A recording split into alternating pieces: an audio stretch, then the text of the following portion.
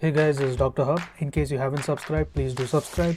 This is a concise, well-crafted summary and it highlights only the important keywords. Endometrial polyp. So your endometrial polyp, it is nothing but it is echoic and there is a Doppler. The Doppler feeding vessel sign is seen.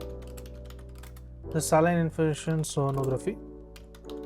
So as per the saline infusion sonography, it is to differentiate the submucosal fibroid.